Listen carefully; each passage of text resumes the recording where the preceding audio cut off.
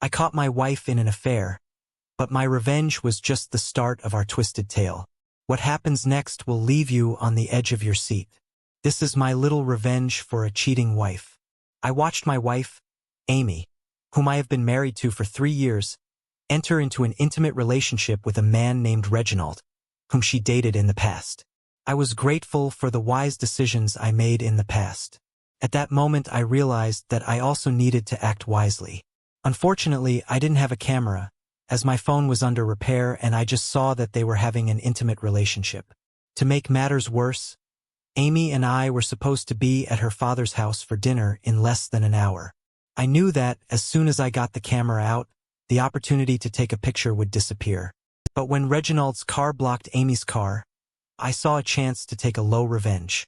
Carefully putting on gloves, I quickly loosened the valves on 3 of his tires, let the air out and then closed the valves again. I grabbed a rubber hammer from the garage, hid behind a bush and waited for Reginald to hurry out of the house while he was swearing and kneeling near the right front wheel. I hit him with a rubber mallet, knocking him unconscious. I tried not to hit him too hard, just enough to knock him out. I quickly pulled the car keys out of Reginald's pocket and threw them into the depths of the nearby forest, using my skills as a former football player so that they would never be found. Then I pulled out his credit cards, driver's license, and, amazedly, 28 in cash from his wallet, surprised that a rich man like him had so little money. Finally, I erased all traces from the crime scene after washing the blood off the hammer with a cloth soaked in bleach.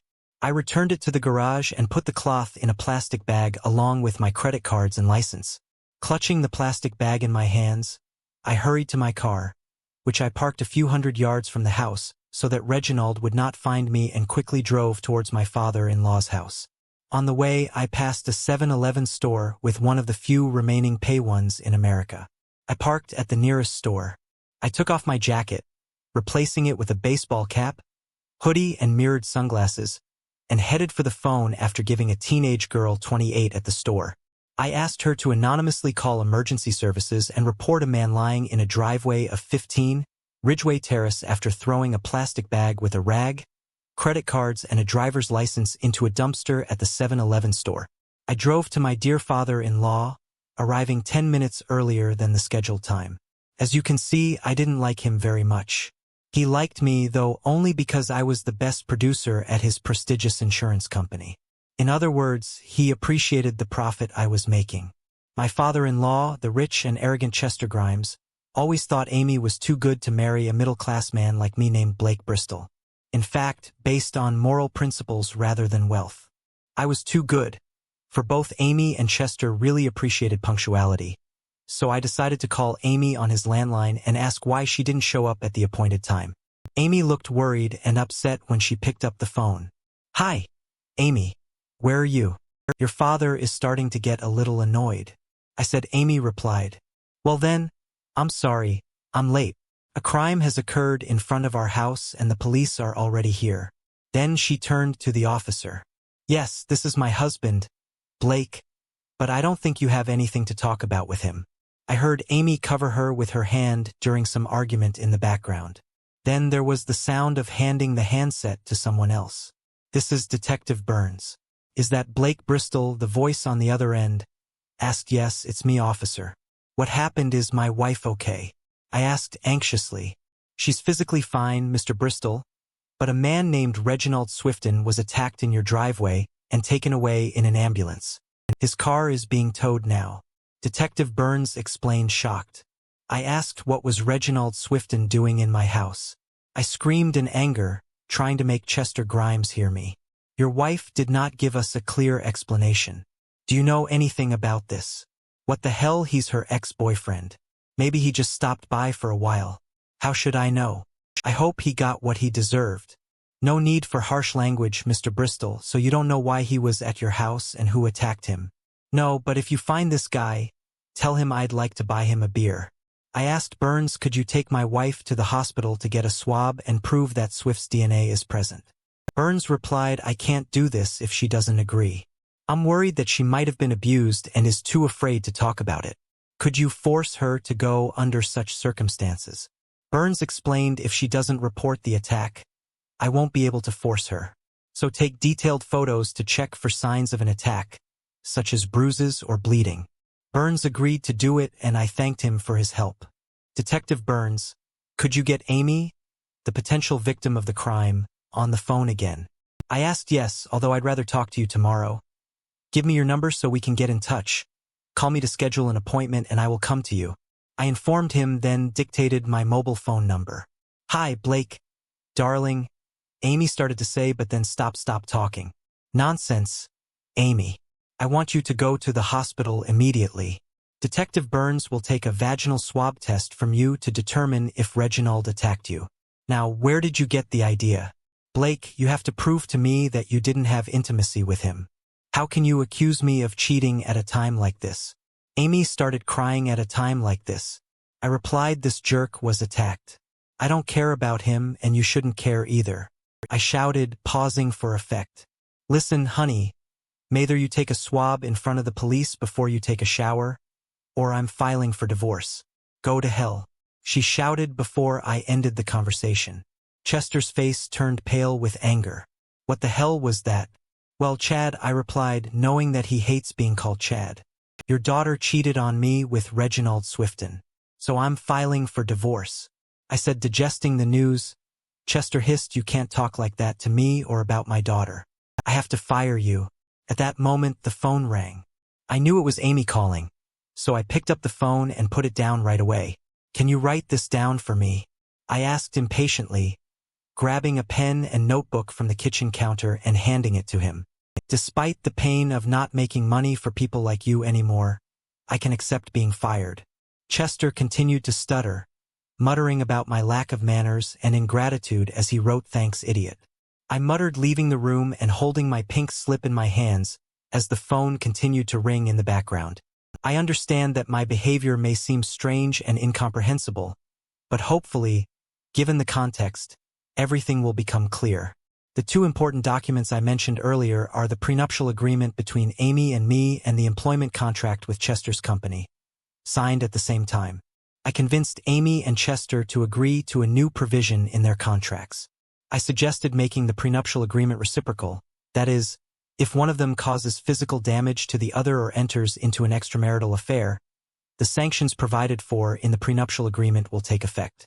This meant that, in my case, I would receive 50,000 from Amy's trust fund and the rest of the property would be divided equally. In her case, she would have received 85 of the assets. Fortunately, we did not have children, but if they had appeared, the party found to be unfaithful would have lost custody. I never raised my hand against Amy in anger, and despite the many chances, I did not cheat on her. According to my employment contract, if I am fired or my earnings or responsibilities decrease by 10 or more, then the conditions of non-competition will cease to apply.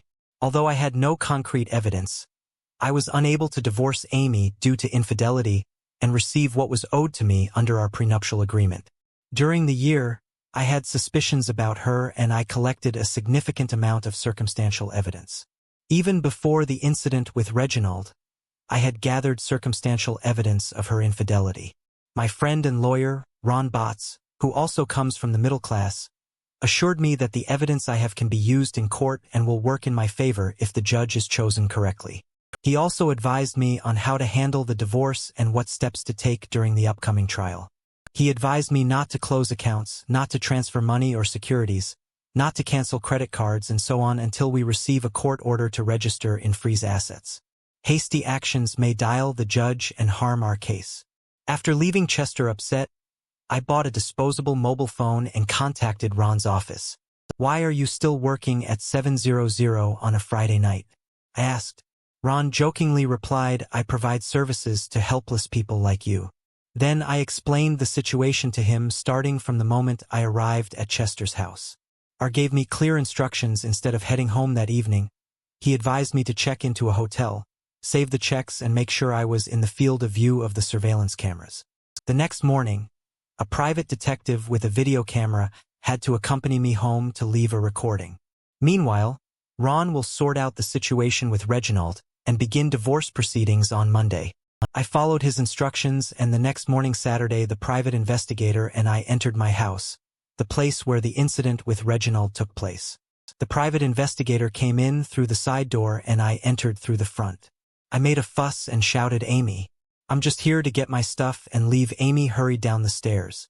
Furious, "Who do you think you are, accusing me of cheating and forcing your father to fire? You're just a bastard." I asked, "Did you remember to take an intimate swap?" "No way," she shouted before I interrupted her. "Well then, we have nothing more to discuss. I'll just take my clothes and leave." Amy was so focused on scolding me that she didn't notice the private investigator, but he managed to take clear photos and videos of her flawless face and skin without cuts or bruises. I locked the bedroom door, ignoring her frantic banging and screaming, and quickly packed my things into 2 suitcases. I looked at the sheets, but she had already changed them, probably getting rid of the old ones. Without saying a word, I grabbed my suitcases and walked past her, heading for the exit. When I left, a private investigator filmed her screams and protests with a telephoto lens from the car, while Amy and I were upstairs. He discreetly installed a long-life voice recorder in the kitchen. As we were leaving, I asked about the quality of the photos and videos. "Perfect." He replied, noting that there were no visible marks on them. The decision to use a voice recorder turned out to be brilliant. That evening, we overheard a conversation between her and her friend Lla Castle.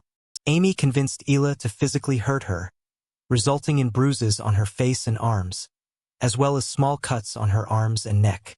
Having fulfilled Amy's request, Lla went with her to the clinic to fix the cuts and bruises and take photos. Meanwhile, the private investigator and I returned to my house to pack up the remaining things and pick up the recorder.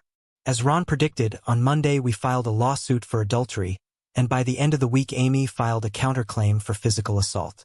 On Monday, when Amy was handed the divorce papers, I visited Detective Burns.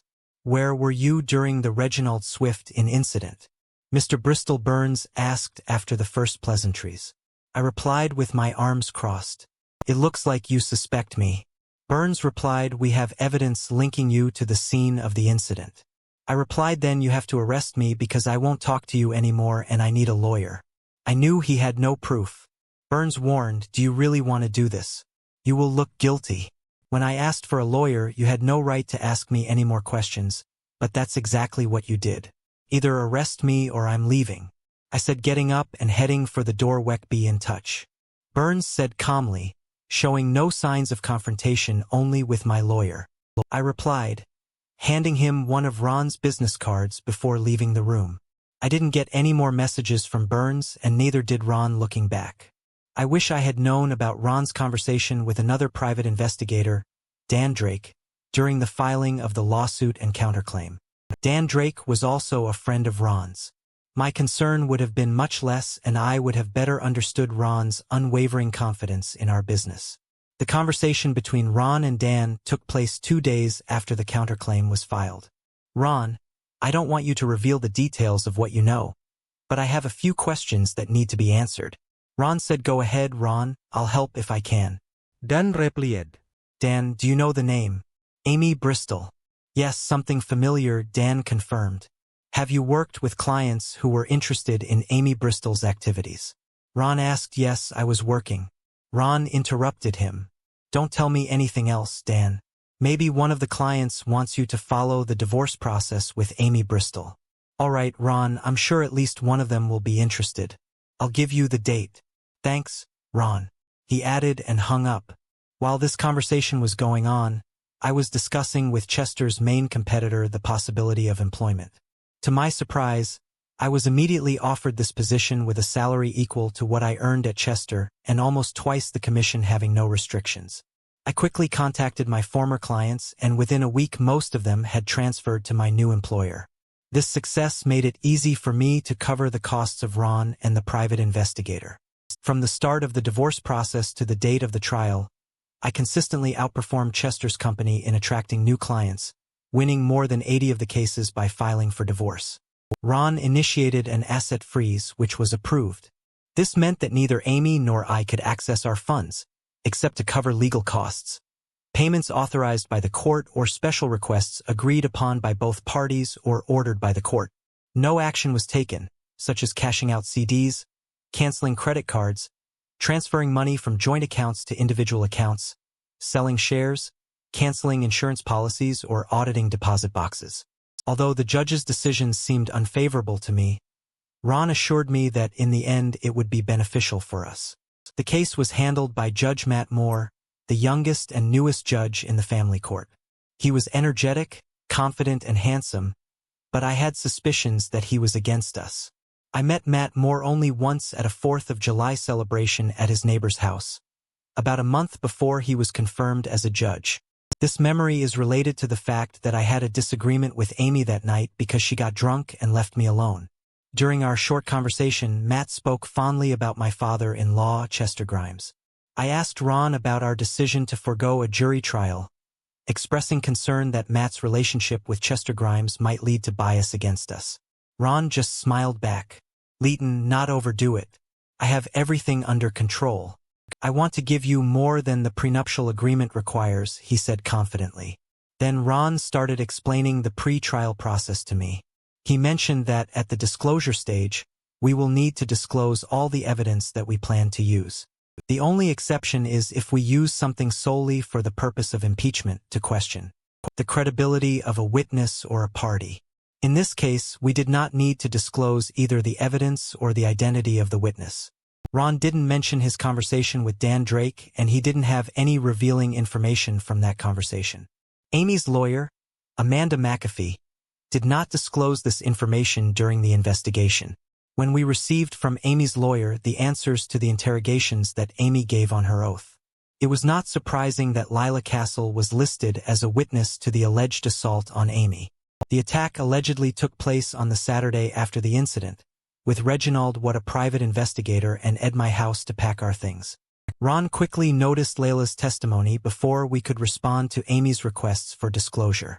Amy and I attended the videotaped testimony of Layla on Monday, although we did not communicate with each other. Ron took the opportunity to ask Layla about the date of the alleged attack. "So, Miss Castle, you're sure you witnessed the attack before you escorted Mrs. Bristol to the clinic for treatment that Saturday, right?" Ron asked, trying to look confident. Layla replied, "Yes, I'm sure." Then Ron asked, "You didn't hurt Mrs. Bristol yourself, did you?" LLA and Amy were stunned, and Amanda McAfee looked confused. "No way," LLA doubted. "I will show you an audio recording that, according to an unbiased witness, was made that Saturday after Mr. Bristol left his house. Let me know if you recognize the voices." When Ron pressed the play button, the faces around the table turned pale when the recording ended. Ron asked, "Do you recognize the voices? Weren't you and Mrs. Bristol discussing how to frame Mr. Bristol so that he would attack you?" LLA burst into tears and said, "You must have set everything up." Ron assured her a voice expert will compare your voice on the tape with your testimony and send the case to the district attorney for perjury charges. "I have no more questions." Amy's lawyer did not cross-examine her. 2 days after Lila's testimony, Amanda McAfee asked for the counterclaim to be withdrawn and demanded reconciliation from the court. She suggested suspending the case for 2 months so that the parties could find a certified mediator for reconciliation.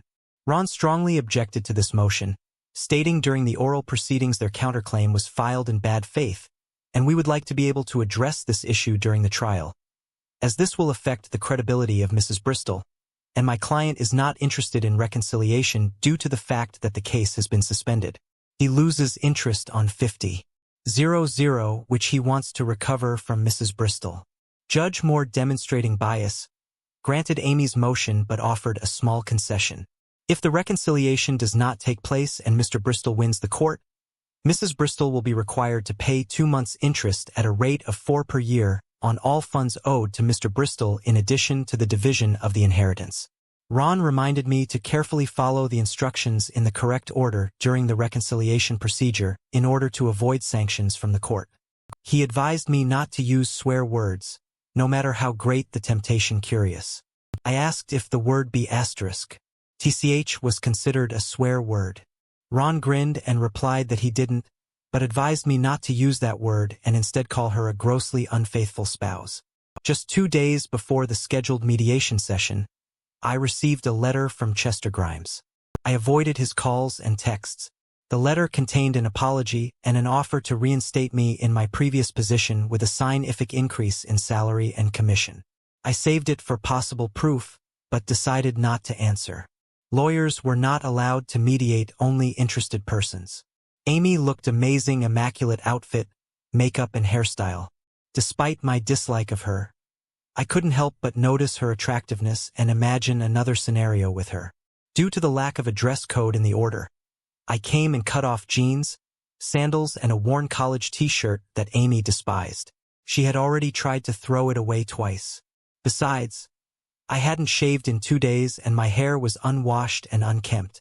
Amy immediately realized that our relationship was doomed, but she continued to insist, probably guided only by considerations of 50,000. Mr. Bristol, your appearance is very unexpected. The mediator remarked the order didn't specify a dress code, so I decided to show up like this. I replied, I'm sorry if this doesn't meet your standards. I am added, trying to keep my tone neutral, although I most likely failed. The mediator continued to explain the process, while Amy and I were silent, even though we were the contenders. She let Amy speak first. Shouldn't I be the first to act as a plaintiff? I asked. As an intermediary, I have the right to determine the order. She replied, clearly still annoyed by my presence. Amy seemed like a great actress. She expressed her love for me and asked why I doubted her. She recalled the wonderful moments of our life together and shed tears at the right moments to add drama. Took a good 30 minutes. Either the mediator was moved by Amy's words, or he was trying to move the discussion forward. But as soon as Amy finished speaking, she turned to me with tears in her eyes. Mr. Bristol, what can you say to your beloved wife, who has just poured out her heart? She asked. I replied, she is not a beloved wife.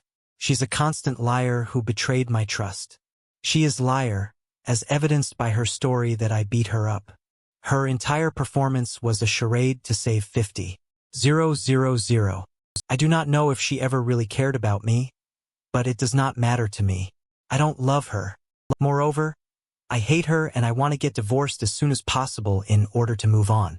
The mediator and Amy were stunned during the rest of the session. I sharply answered questions and statements from both the mediator and Amy. The only answer of more than 4 words I gave for the rest of the session was when a tearful Amy said, you didn't even give me a chance to explain why Reginald was there before he flew into a rage. Then I explicitly told her. I explicitly told you to take a swab to prove that you did not have intimacy with him, or to accuse him of committing an intimate assault, and that if you did not do this, then I would divorce you. It was your choice. As a last desperate gesture, the mediator said, Mr. Bristol, I want you to stand up. Go up to Amy and hug her. Maybe it will revive some feelings in you. I answered immediately.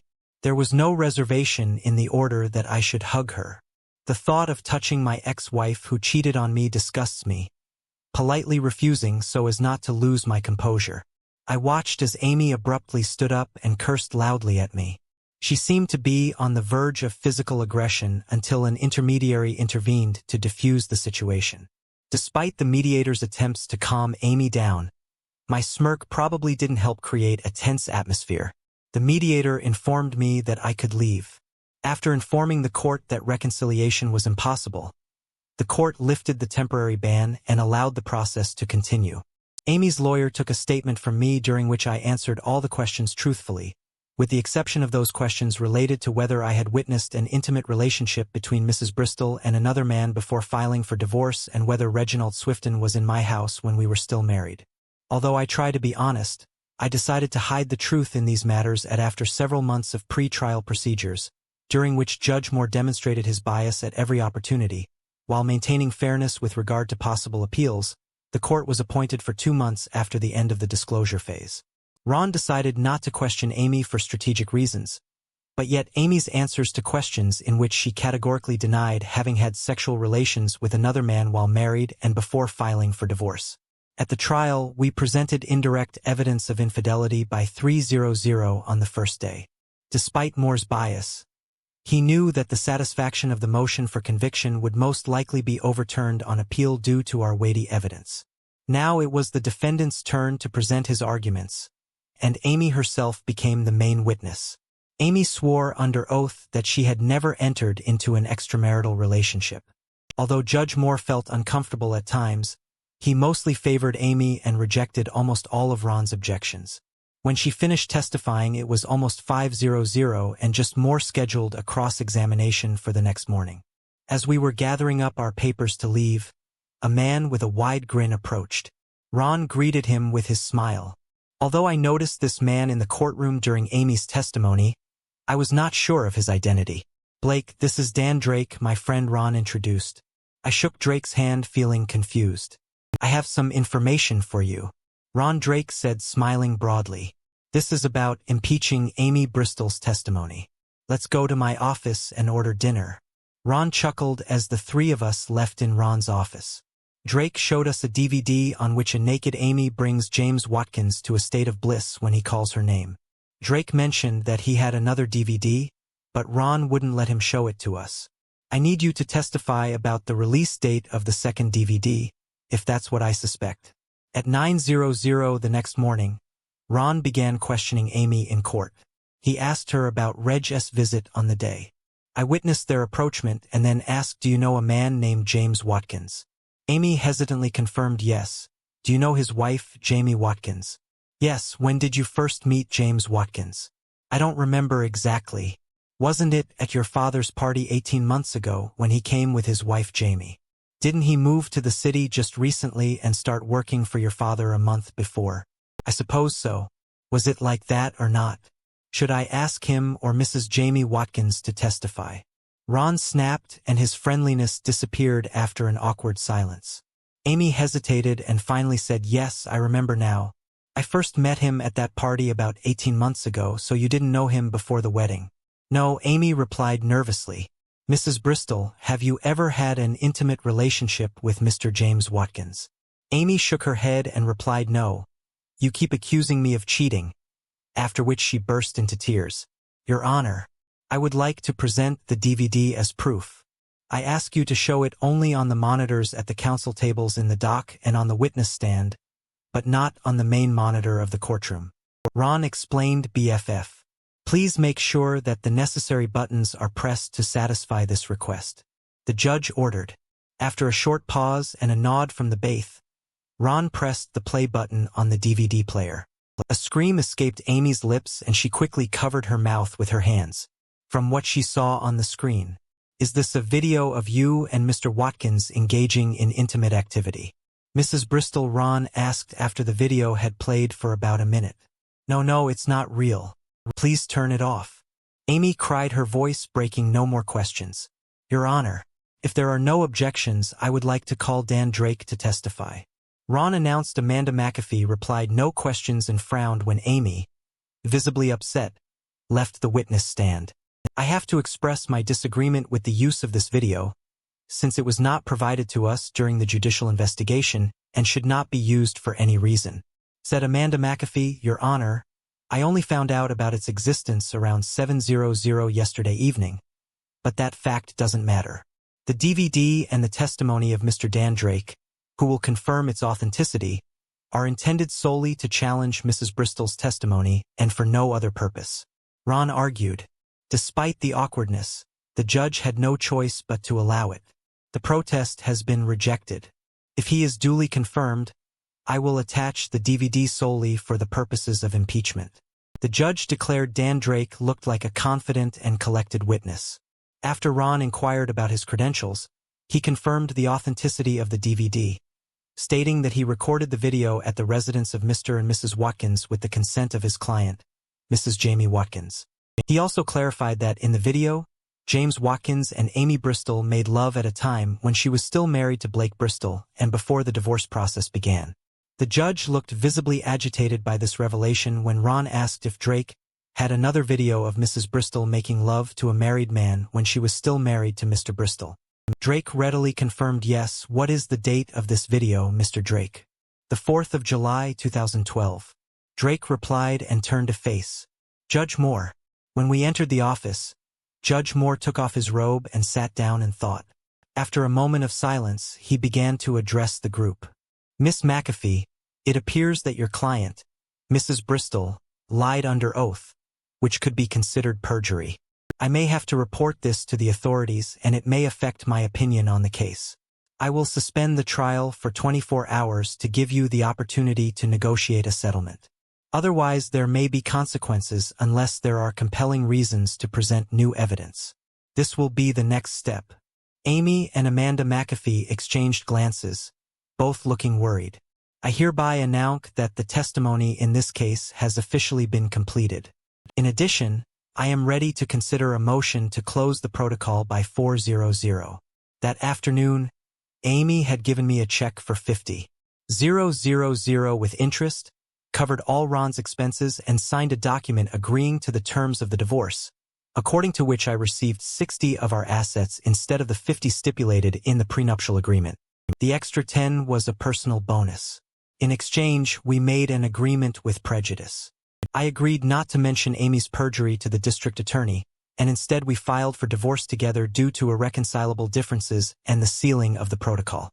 Later that day, Judge Moore readily approved the settlement agreement, granted permission for the divorce, and sealed the protocol. That evening, Ron, several colleagues, Dan Drake, and even Jamie Watkins joined me for dinner to celebrate as we toasted the successful conclusion of the case. I quietly asked Ron why Judge Moore was so determined to dismiss the case and seal the record. I don't have any concrete evidence of this. Ron replied with a grin.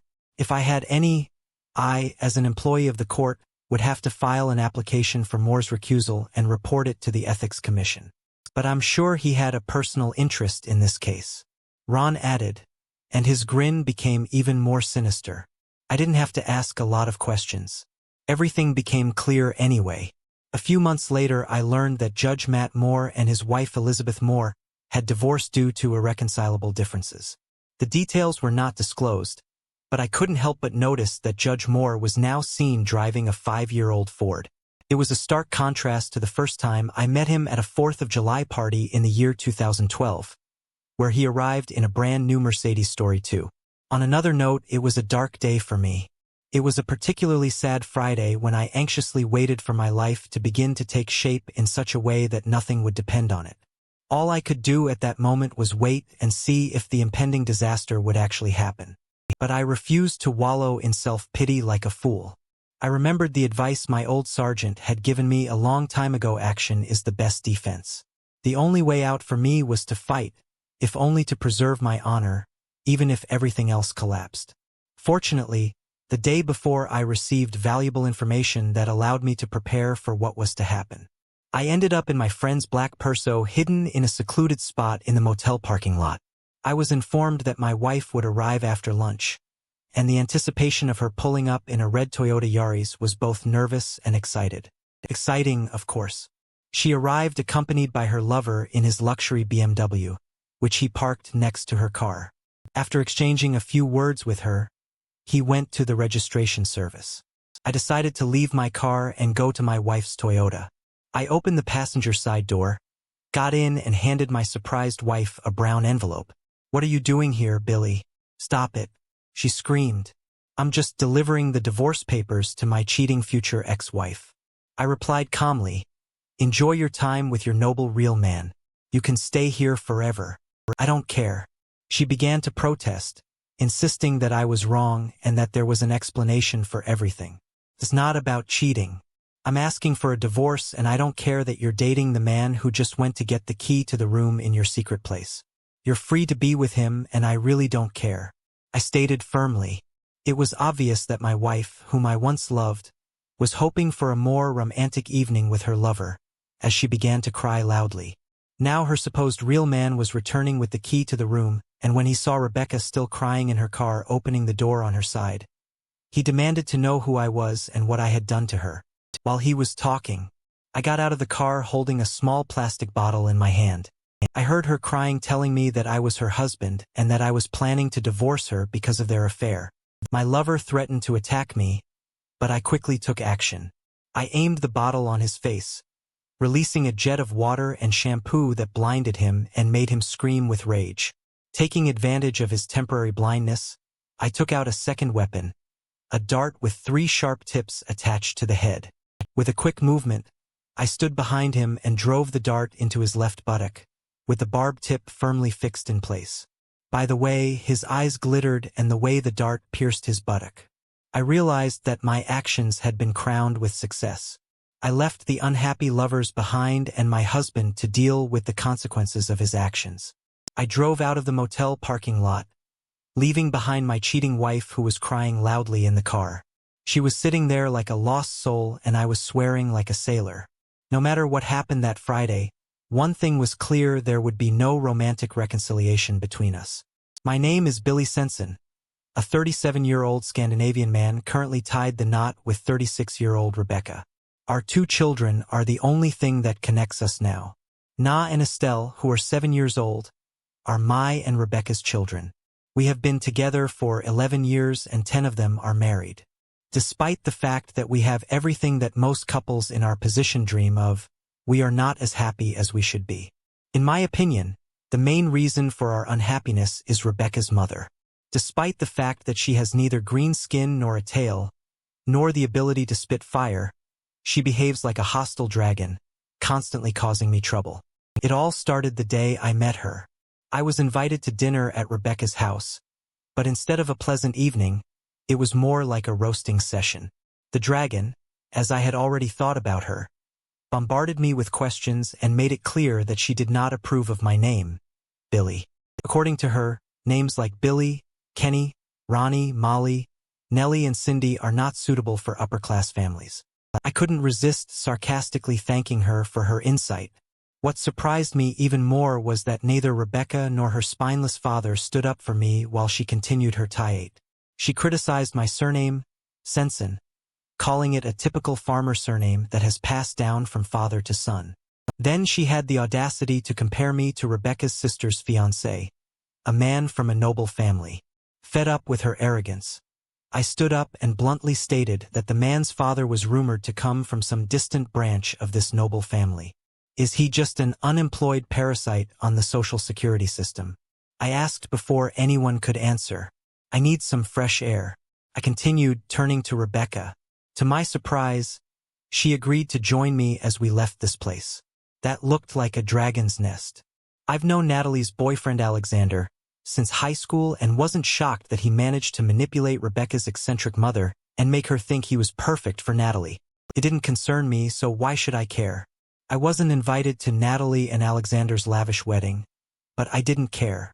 The relationship between Rebecca and me was important to me, which blossomed until it unexpectedly led to her pregnancy, when her furious mother called me to express her disapproval and brand me a scumbag. In the eyes of decent people, I didn't care. All hopes of a wedding at her expense were quickly dispelled. The Scandinavian Church of Los Cristianos in the Spanish Canary Islands was out of the question. Tenor was a popular place for intimate weddings, so Rebecca and I decided to TI and not there with our best friend next to us. We both got good jobs in a city located 200 kilometers from our hometown, which led to minimal communication with Rebecca's mother, who focused all our attention and resources on Natalie and Alexander. Despite this, the following years were kind to us. We built a happy life with our 2 children, made a living, bought a beautiful house, and established strong relationships in a new society. Our intimate relationship remained unchanged due to the distance. My communication with Rebecca family was limited. Her parents never came to us and we visited our families only in our hometowns. In the end, even Alexander got tired of his domineering mother-in-law. He succeeded at work and accepted a promotion that required moving 280 kilometers away. After a tense conversation with Natalie, he gave her an ultimatum: accept the distance or end the marriage. She accompanied him to his new job. Suddenly, my mother-in-law remembered that she had a daughter named Rebecca and started calling. Often over time, these calls inexplicably led to Rebecca treating me more and more distantly. Conversations mostly boiled down to endless complaints about my actions, inaction, and responsibilities, as well as exaggerated stories about the successes of Natalie and Alexander. When I told Rebecca that Alexander had moved to escape from a hostile dragon mother-in-law, our relationship did not improve. The situation only worsened when a new guy from a noble family came to work for her. Rebecca quickly began to idolize him, calling him either Superman or a real man. He was married to a nurse who worked in Africa, and although they planned to buy a house after her return, he was currently renting a room in the city from his wife's sister. Rebecca constantly compared me to this new man, criticizing everything from my actions to my clothes. It was obvious who she favored in these comparisons. Despite this, we still maintain a physical relationship, although my attempts were often met with disparaging remarks. If it were for her children and Rebecca's positive qualities, I would have ended the relationship a long time ago. She was a loyal great mother, knew how to cook in the kitchen, took good care of her appearance, and we were a good team in putting the house in order and taking care of the garden.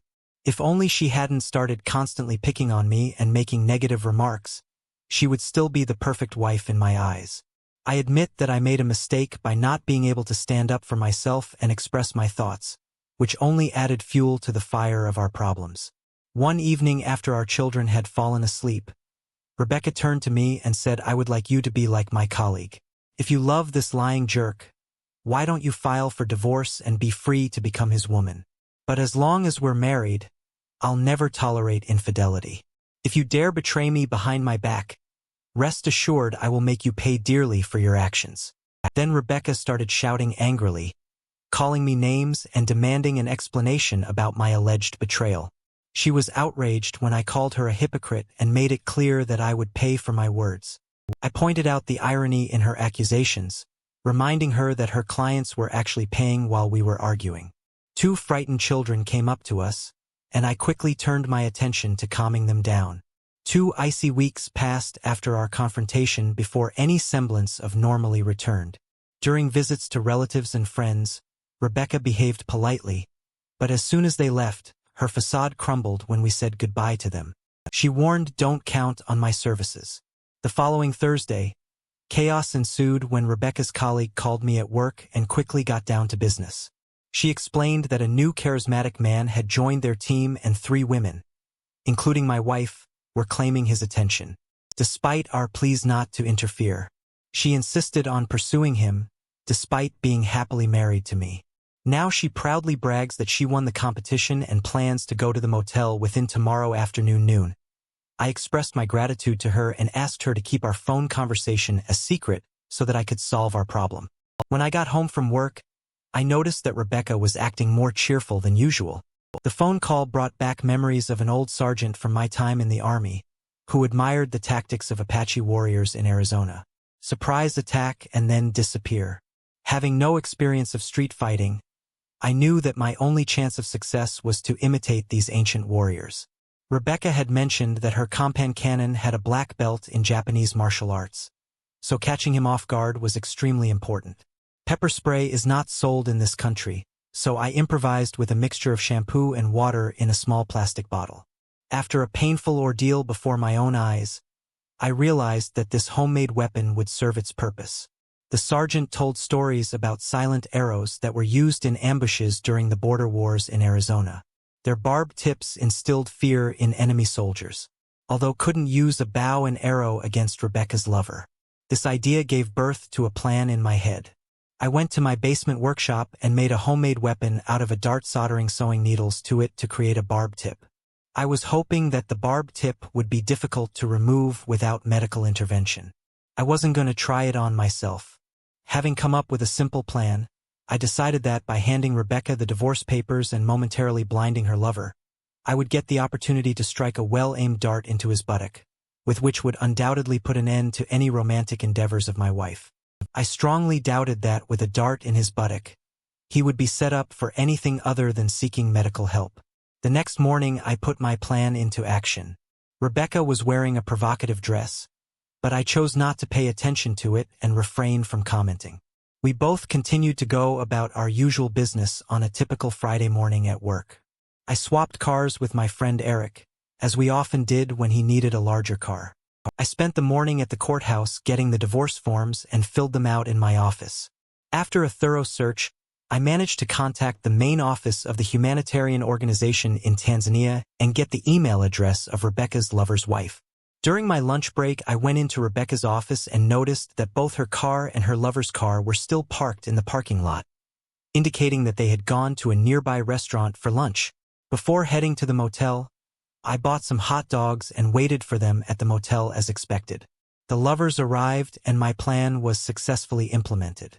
My army experience turned out to be valuable and I was grateful to the old sergeant for his guidance. At 3:30 p.m., the home phone rang in a female voice familiar from yesterday's call asked if I had visited the motel as planned. Despite the hostility of my wife's colleagues, I tried to cheer her up by filing for divorce, which only led to further conflict. The man from the motel even threatened me with physical violence. I found myself in a situation where I had to defend myself, and as a result he suffered several injuries to his buttock. I suppose my wife should have taken him to the hospital. It wasn't exactly a romantic evening, at least from my point of view. I told her about it. Is that really how it was? What is it? She asked. Yes, it is. I have no reason to deceive you, I replied. My wife is not at home right now, but you can call her on mobile and ask, although I can't guarantee that she will tell you the whole truth. I added she thanked me and asked for Rebecca's mobile phone number, which I provided. I hope they had a pleasant conversation. After that, I sent an email to the man's wife in Africa explaining the whole situation. By 4:00, Rebecca had already returned home visibly unhappy. She looked at me and said, "We need to talk right now." It was clear that she was unhappy. "It's not a problem for me," I replied. "You and your lover got what you wanted. You must be completely crazy if you expected me to be a fool and endure this humiliation. I will never accept the idea of being your so-called real man, Rebecca. I refuse to tolerate such disrespect without defending my dignity," I said.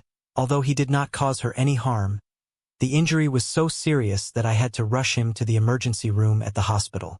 "Rest assured, you will answer for your actions.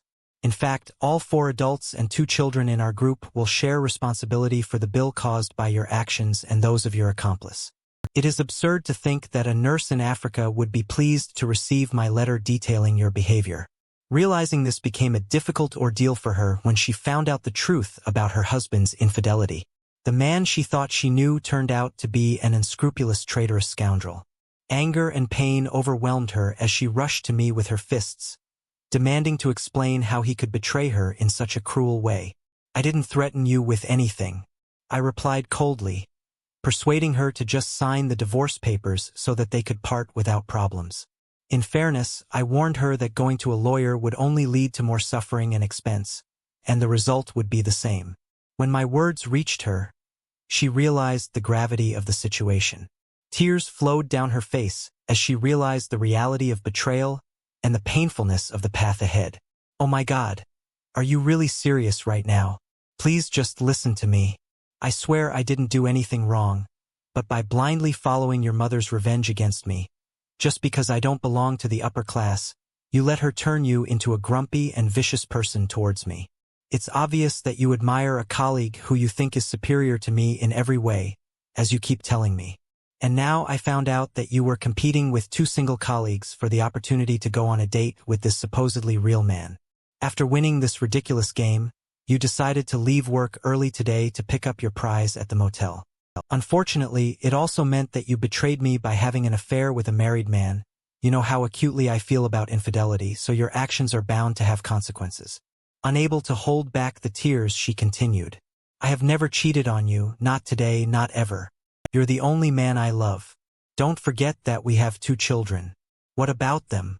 Our children are the only reason I didn't kick you out for your constant nagging.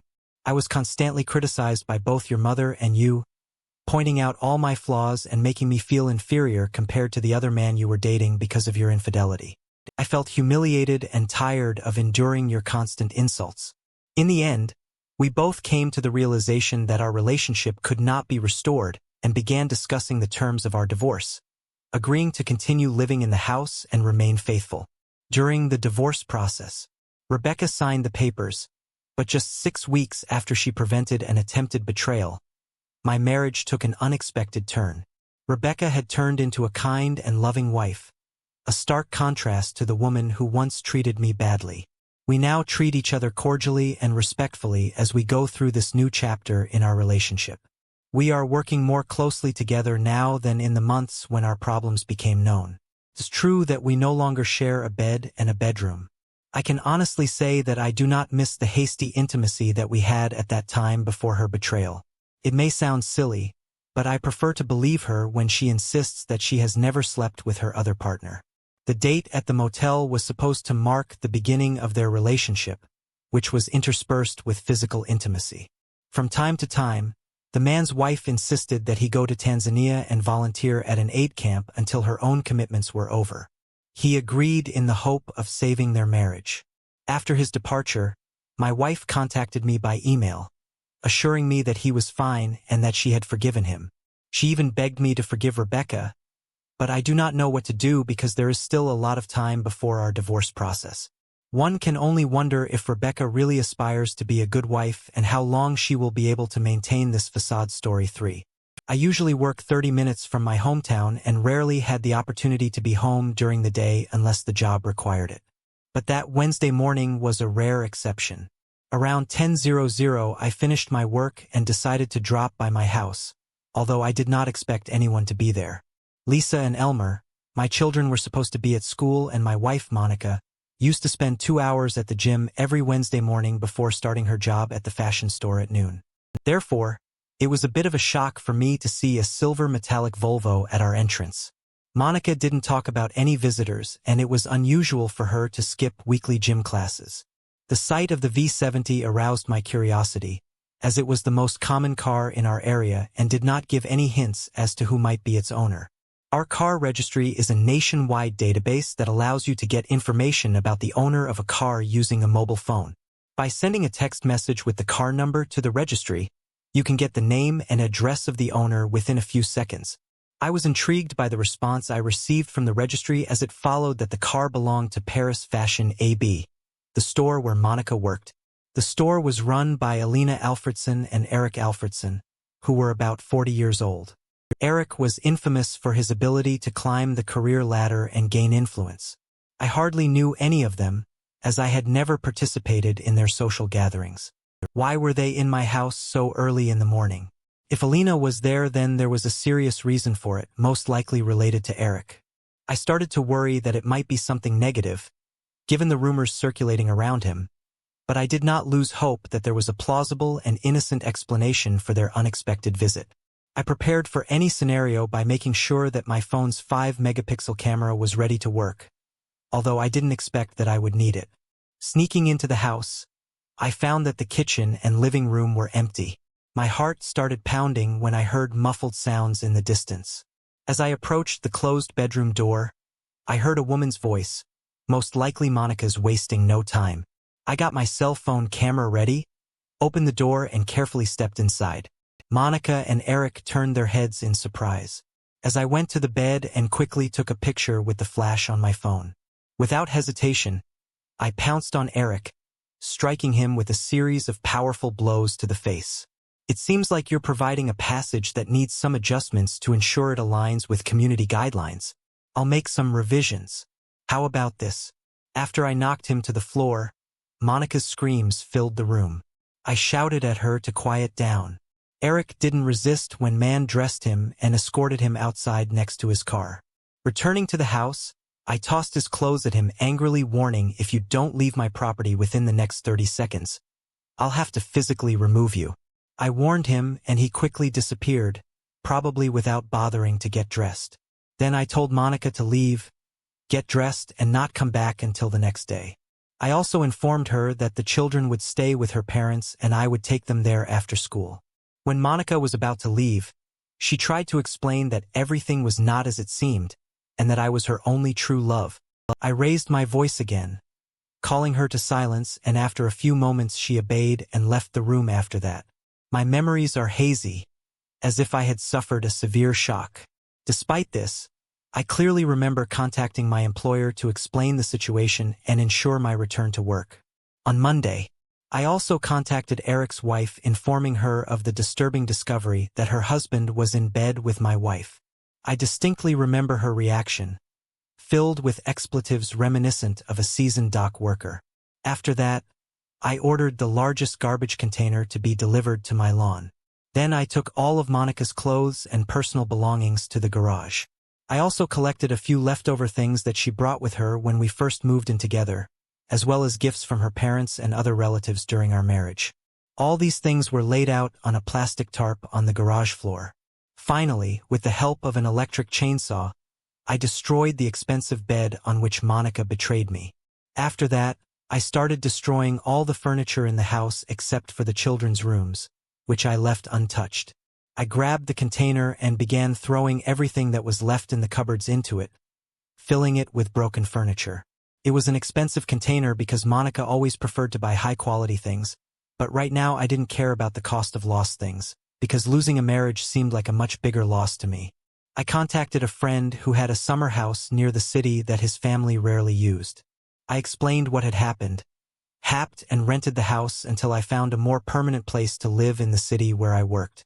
During the lunch break, I gained access to our shared bank accounts and divided the funds equally. When everything except my clothes and personal belongings had been taken out, I started cleaning the house in the evening. I began working in my still untouched home office, uploading photos of Monica and Eric to my computer. In the picture, they are captured from different angles, both looking directly into the camera. There was no mistaking who was in the picture.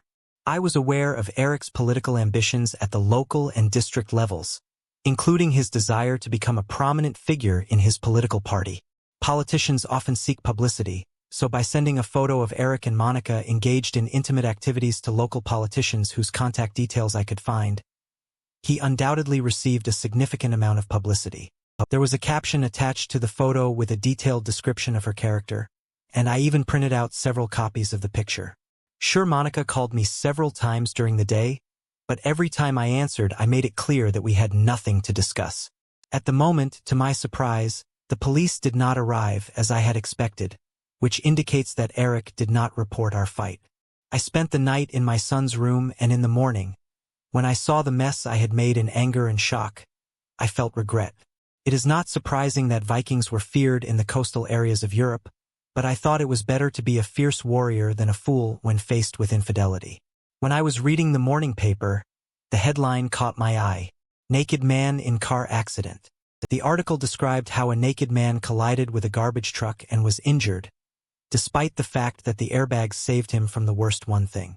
I knew for sure no one could accuse me of involvement in this incident, and I also knew that there was even more drama ahead of me. The newspapers were full of scandals, especially those related to a famous politician. When Monica returned home at 10:00 in the morning, she was shocked to see a container on the lawn in an almost empty house. She screamed for several minutes before finally asking me, "What have you done?" I replied, "What have I done? What did you do? You ruined our marriage, and I've dealt with the remnants of it. Your things are in the garage. Please take them away before the house is sold." She was screaming, "Do you even care what happened to Eric or that I lost my job? Don't put the blame on me. Is it my fault that Eric and you ruined our marriage in your career?" There was no response. Instead, she strode through the house, realizing the seriousness of her infidelity, and let out a piercing scream. She then contacted the authorities and waited for the police to arrive on the street. 2 young police women approached me and asked for permission to search the house. I granted it, and they inquired about Monica's belongings. Afterward, they spent some time in the house and garage as they prepared to leave. They expressed sympathy for Monica, although they admitted that my reaction was excessive. Monica angrily swore at me and ran out of the house, taking her children to her parents' home. The next day, I contacted her parents to arrange a meeting at the cafe to discuss the situation. As Monica refused to talk to me, we couldn't change the past, so we decided to focus on the future. I have always had a good relationship with Monica's parents, so I honestly told them about my plans to move closer to work. I wanted the children to stay at their current school and remain close to their friends, so I offered Monica full custody. My only request was to see the children every weekend, on special occasions and during joint holidays. Monica's parents agreed that it was important for the children to have a strong bond with their father. They even offered to help Monica buy our house from me. Monica was surprised at how well the negotiations went and agreed to meet with me to discuss the details. We met at the same CF where I talked to her parents, and although we both knew there was no turning back, we focused on finding solutions for the future. We came to an agreement about the kids, and she mentioned that she and her parents were going to buy me out of the house. With the help of his contacts, My boss found me a wonderful apartment with a good location, which I moved into in just a month. One Friday when I was without children, my colleague Anna invited me to dinner with her and her husband Ralph. To my delight, they also invited Ralph's recently divorced first sister Eliza, a younger and amazingly sociable woman, and I had a great evening together. The next morning we agreed to go to a large shopping center in the capital of the district. The trip was a success and Eliza's 5-year-old daughter, Helen, and I quickly became friends. Later in the evening, Eliza and I decided to cook dinner at her house together. The three of us had a great time in the kitchen when we sat down to eat. Helen looked at me and asked bluntly, "Do you want to marry my mom?" Caught off guard, I hesitated before answering. "I wish I could, but your mom needs to think about it first. Are you considering this?" Eliza smiled at both of us and replied, "Oh yes, I promised to think about it seriously." Later in the evening, when Lena was sleeping in her room, Eliza and I shared a moment of intimacy on the couch. She mentioned that Helen really wanted me to marry her because her father was already living with his new girlfriend, and she thought I was the right choice. I kissed Eliza and assured her that I would do my best to keep my promise to Helen. To my surprise, Eliza offered to stay the night if I promised to behave like a good guy. Although I didn't quite understand what she meant, I agreed. I decided not to rush things and act only as it would be convenient for her. I kissed her. She met my gaze and asked, "Are you serious, or are you just trying to charm me?" I assured her, "I swear, I take every word seriously." She held my gaze and confessed, "I believe you and I care about you too, but isn't it a bit forward to say such things on our first date?" I couldn't believe how quickly it happened, but the truth is I fell for you. She didn't resist as we grew closer, but made it clear that she preferred to prioritize safety. We didn't discuss unprotected intimacy. She wasn't on birth control and I hadn't brought contraceptives. As we undressed, I guided her to the bedroom, respecting her boundaries. Eliza was worried that I would see her as just a cheap flame and it would all end, so I tried to assure her of my true feelings for her. The next day I treated Eliza and Helen to dinner at a popular restaurant, and it seemed to me that we had become a real family. When I returned to work on Monday, my colleagues noticed my enthusiasm and asked a lot of questions about the weekend, which clearly indicated that they were unforgettable. Initially, Anna's dinner was supposed to cheer up the oppressed person, but it turned out to be a pleasant surprise for all participants. Eric Alfredson was abandoned by his wife and political associates after the scandal which forced him to leave the city. Meanwhile, Monica took care of their house and got a new job in the office, while simultaneously exploring online dating options. Although I don't know him, my children speak very well of him. I'm pleased to see that Lisa, Elmer, Eliza and Helen get along well with each other. Eliza and I are planning a wedding and she even mentioned the possibility of starting a family. Our relationship is strong and now we are looking for a house in a good area. Most people have ups and downs in their lives, but at the moment everything is going great for Eliza, our children, our past and me.